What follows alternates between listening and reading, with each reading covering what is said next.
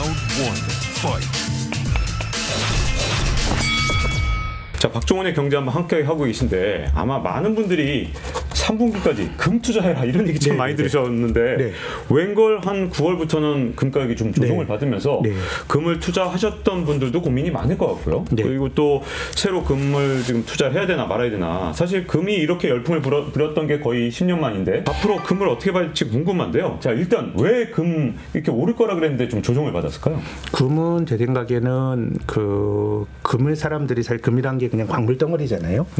금이라고 하는 가치가 본질적으로 바뀐 건 없는 거예요. 희소성을 가진 붉은색의 사람들이 서로 하는 광물이라는 건데요. 이제 최근에 금이 올라갔던 가장 중요한 이유는 제 생각에는 이 통화에 대한 불신이 좀 있었다고 봐요. 특히나 이제 우리가 예를 들어서 미국 달러에 투자한다라 그러면은 이 미국 달러를 가지고 그냥 침대맡에 놔두는 게 아니고 달러로 이자를 주는 보통 상품에 투자를 하거든요. 근데 최근에 이제 금리가 떨어지면서 금 말고 다른 통화에 통화했을 때 거기서 나오는 이자가 잘 안 나오는 거죠. 굉장히 낮아졌는데 최근에 금 가격의 조정을 받게 된 거는 제 생각에는 어쨌든 바닥에서 금리가 바닥을 치고 올라갔기 때문에 통화에 대한 어떤 상대적 매력도가 높아진 측면이 하나가 있는 것 같고, 또 두 번째는 금이라고 하는 게 좀 불안의 산물인데요. 최근에 좀 조정받은 거는 코로나가 어쨌든 좀 백신에 대한 개발에 대한 기대가 커지면서 내년에 경기가 좀 좋아질 거다라는 기대가 있었던 것도 제 생각에는 경기가 좋아지게 되면 좀 반대로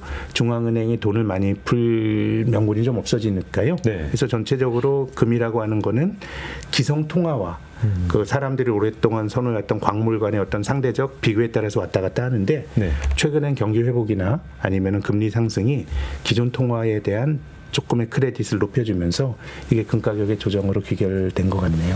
그러면 앞으로 금값 어떻게 될까요? 지금 이미 투자하신 분들 이런 분들은 또 고민도 많으실 것 같아요. 저는 금을 이렇게 조정받을 때 오히려 사야 된다라고 생각하는 쪽입니다. 지금 이제 2,000불에서 1,900불 밑으로 떨어졌는데요. 지금은 우리가 환율이라고 하는 것은 그 기성 통화 간의 유로와 달러, 엔, 원 뭐 이런 것들이 상대적인 어떤 비교를 통해서 환율이 결정이 되는데 지금 뭐 글로벌 금융위기 이후로 중앙은행이 돈을 너무 많이 풀어서요. 제 생각에는 기성 통화보다는 금이 기성 통화의 권위가 구조적으로 유로와 달러를 비교해서 달러가 더 좋다, 유로가 좋다 할 수 있겠지만 지금 뭐 코로나 팬데믹 이후로 3대 중앙은행이 풀 돈이 뭐 25조 달러가 이제 넘어섰기 때문에요.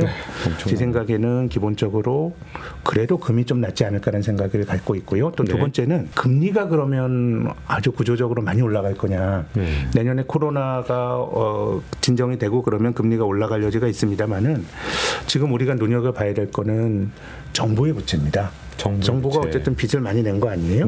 정부가 경제에 많이 개입을 해야 되냐 말아야 되냐에 대해서는 논란이 많았지만 이게 코로나를 매개로 해서 그냥 큰 정부의 시대로 훅 간 것 같아요. 그 천재지변을 통해서.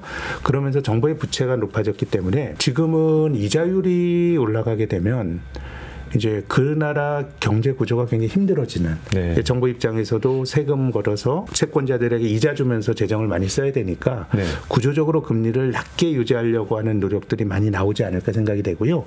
그래서 뭐 이런 것들이 경제학계 약간의 좀 이설이다가 요즘은 많이 거론되는 게 소위 뭐 현대화폐 이론이라는 게 뭐 그런 거 아니겠습니까? 정부는 인플레 압박 없으면 맘대로 쓰고 또 중앙은행이 국채를 매입하면서 저금리를 유지해주면 된다라는 건데 저는 이 길이 아무도 안 가본 길 같지만 일본이 이미 갔다고 봅니다. 일본이 2000년대 초부터 양적 완화라는 걸 하면서 중앙은행이 엄청나게 경제에 개입을 했고 일본은 정부가 계속 재정을 쓰면서 GDP 대비 국가 부채가 250% 올해 넘어갈 것 같거든요. 근데 금리는 굉장히 마이너스까지 유지가 되면서 이런 쪽으로 가서 저는 정부 부채가 큰 많은 나라들이 뭐 순환적으로 내년에 코로나 백신이 개발이 되면 내년도에 뭐 금리가 일시적으로 올 수는 있겠지만 구조적으로 금리가 올라갈 수 있는 형편이 아니라 그러면 이자를 주는 채권이나 기성통화에서 이자를 주는 상품들의 매력은 많이 떨어질 거기 때문에 저는 계속해서 금이라고 하는 거는 좀 좋은 거 아닌가라는 생각이 들고 또 역사적으로 보면요. 우리가 2차 대전 이후로 71년도에 닉슨 대통령이 이제 달러의 금태환을 중단하기 전에 금 1온 수당 달러가 35달러였거든요. 근데 지금 이게 뭐 여러 가지로 그 이후에 어떻게 보면 중앙은행이 마음대로 돈을 풀 수 있는 그런 자본주의 시대가 열리면서 네. 그게 길게 보면은 지금 한 35달러 하던 게 지금 뭐 1,800불, 1,900불 하고 있는 거거든요. 네. 그래서 장기 성과로 보면 미국의 나스닥 시장이 금보다는 성과가 좋았고요. 네. S&P 500보다 금이 좋았고 또 미국 채권보다도 금이 좋았는데 코로나 팬데믹 이후로 돈이 많이 풀리고 금리가 구조적으로 올라가기가 저는 힘든 상황이라면 제 생각에는 금은 좀 좋아 보이고요. 근데 마지막으로 금 투자에 제가 생각하는 리스크 하나를 좀 말씀을 드리면 몇 달 전에 그 작년에 이제 돌아가신 폴 볼커라고 하는 미국의 연방준비제도 의장의 이제 자서전을 봤는데요. 네. 그분이 그 얘기를 하더라고요. 60년대 중반만 하더라도 그때 달러라고 하는 게 이제 기축통화국이었고 달러가 금의 가치 연동이 돼 있었는데 미국의 국제 수지가 적자로 반전이 되면서 사람들이 달러 가치에 대해서 의심을 갖기 시작했다는 겁니다. 네. 프랑스 같은 경우는 뭐 드골 대통령 시절에 완전히 이제 미국 쪽의 경제적으로 반대편에 서면서 이제 이랬었는데 그 당시에 60년대 중반에서도 기축통화국을 가진 미국 입장에서 달러의 권위를 지키기 위해서 그 당시에 달러에 그 대응되는 자산은 금이었거든요. 네. 그래서 뭐 단기 금리를 올리고 하는 뭐 이런 오퍼레이션 트위스트를 했다 뭐 이런 주장이 나오는데 최근에서도 이제 금이 올라갈 때 미국에서 증거금률 같은 것들을 여러 차례 인상을 했거든요. 네. 글로벌 금융위기 올라갈 때도 마찬가지였는데 뭐 제 생각에는 지금 뭐 달러의 권위가 도전을 받는 세상은 아닌 것 같아요. 최근에 네. 달러가 약세더라도 그렇지만 어느 시점에 가게 되면은 어떤 그 기축통화국의 어떤 규제 뭐 이런 것들이 장기적으로는 조금 위험 요인이 될 수도 있다는 생각이 드는데 저는 뭐 경제적으로 보면 최근 나타나고 있는 금의 조정은 저는 일시적인 현상 아닌가? 조금 길게 보면 네. 금이 좀 낫지 않을까라는 생각이고 다만 이제 마지막으로 이 금을 뭐 주식 사듯이 하는 거 아니고요. 저희도 이제 고객들에게 네. 달러를 좀 보유하세요 이런 조언들을 좀 드립니다. 아 요즘에 달러 값이 늘 네. 왜냐하면 최근에 이제 달러 값이 약하지만은요 우리나라 원화는 이게 이제 주변부 통화이기 때문에 뭐 달러, 엔, 유로 빼면 전부 주변부 통화죠. 네. 한국 경제에 심각한 문제가 없더라도 글로벌 경제가 어수선해질 때 주변부 통화인 원하는 달러에 대해서 주기적으로 저희들이 계산해보면 1년 6개월에 한 번씩 약해집니다. 네. 한 1,200원 막 가거든요. 우리가 사이클을 타기 때문인가요? 우리나라 산업이? 기본적으로 한국은 그 아주 권위가 있는 통화가 아닌 통화이기 때문에 네. 세상이 어수선해지게 되면 안전자산인 달러에 대한 선호가 높아지면서 원화가 주기적으로 약해지는 거니까 네, 최근처럼 달러를 들고 있는 분들은 손해를 보지만 네. 한 1년 6개월 지나면은 다시 또 달러가 강해지면서 일정 레벨 이상으로 올라가는 경향들이 있는 것 같아요. 네. 그래서 우리가 그런 점에서 조금 이제 통화를 다변화시켜서 달러 자산을 보유하세요라는 조언을 드렸는데 네. 근데 구조적으로 지금은 달러 자산에서 나오는 이자도 굉장히 낮아졌고 돈이 많이 풀렸기 때문에 예전에 달러로 통화를 다변화하는 거를 좀 금으로 뭐 단기적인 시세 흐름에 연연하시는 것보다 조금 가지고 가시게 되면 제 생각에는 시간이 지나면은 금 가지고 계신 게 미국 채권이나 이런 것보다 전 낫지 않을까 그런 기대를 갖고 있습니다. 미국 채권보다도 낫다. 네, 이제 뭐 미국 채권도 뭐 이자가 잘 안 나오니까. 네. 네. 자 그러면 지금 마침 또 말씀하셔서 금하고 어쨌든 또 어떻게 보면 네. 이 좀 어떤 관계 이제 어떤 좀 상관관계가 좀 역의 상관관계가 좀 있잖아요.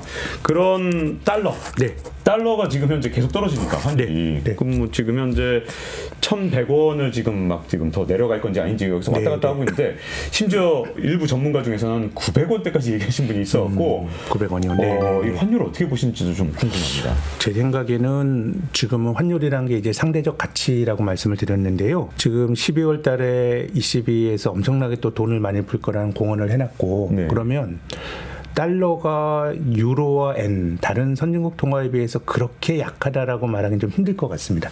달러가 약해지는 이유가 바이든이 들어와서 재정을 쓰고 재정 적자가 늘어나고 이런 걱정인데 지금 뭐 제 생각에는 구조적으로 유럽과 일본은 돈을 더 쓰지 않으면 힘든 쪽으로 가서 크게 달러가 글로벌하게 약하진 않을 것 같고 근데 원화의 문제는요. 저는 위안화와 좀 연동이 되어 있다라고 보는데요. 만약에 이제 바이든이 들어와서 미중 간의 통상에서의 갈등이 완화가 되고 이런 쪽으로 간다 그러면은 중국이 어쨌든 성의를 보이는 방법은 위안화 강세를 그냥 좀 용인하는 겁니다. 예, 그럼 이제 자국 돈의 구매력이 좀 높아지고 하면서 미국과의 무역 수지 역조가 좀 개선이 될 여지도 있고 또 중국도 위안화 국제화나 이런 걸 위해서는 위안화 강한 게 어쨌든 통제 가능한 위안화 강세는 좋은 거거든요. 네. 그래서 저는 중국과 미국의 관계가 경제적으로 아주 좋아져서 네. 중국이 위안화 강세를 트럼프 이전처럼 계속 용인을 한다 그러면 지금 뭐 그 원달러 환율과 위안 달러 환율을 그려보면 뭐 똑같이 움직이거든요. 이제 글로벌 투자자 입장에서는 한국은 중국 경제에 대한 의존도가 높기 때문에 원은 위안과 비슷하게 움직이는 거다라는 컨센서스가 있는 것 같습니다. 네. 그래서 위안화가 여기서 많이 절상이 된다 그러면 제 생각에는 원달러 환율도 여기서 뭐 5, 60원 더 떨어질 수 있다고 보는데 근데 뭐 미중 간의 갈등이 조금 외피를 달리게 있어서 지속이 될 가능성이 높고 그래서 지금 트럼프가 보호무역을 하기 전에 위안 달러 환율의 레벨이 한 6.3 정도거든요. 네. 근데 지금 7.2까지 갔다가 뭐 6.5 이 정도까지 와 있기 때문에 네. 제 생각에 지금은 위안화 절상도 거의 한 8, 9분 능선인 것 같고 한국의 원달러 환율도 펀더멘탈만 놓고 본다 그러면 1,100원 밑까지 구조적으로 안착하기는 좀 힘들지 않을까라는 게 제 생각입니다. 그렇다면 지금 어쨌든 금과 달러 가격이 지금 조정을 받고 있는데 네. 이럴 때 조금씩 이렇게 분산 차원에서 네. 금과 달러를 보유해둘 필요가 있다 이렇게 보시는 거군요. 그렇죠. 지금까지는 금이 뭐 이자율도 안 뭐 이자도 안 주고 성장을 네. 반영하지도 못하는 거였다 그러면 저는 오히려 그동안 달러 자산을 뭐 적립식으로 가지고 계시면 괜찮았을 거라고 생각하는데 지금은 달러반 금반 정도 가지고 계시면은 네. 조금 여유가 있는 분의 자산 포트폴리오는 저는 괜찮지 않을까 이런 조언을 드리고 싶습니다. 라운드 1, 파이트.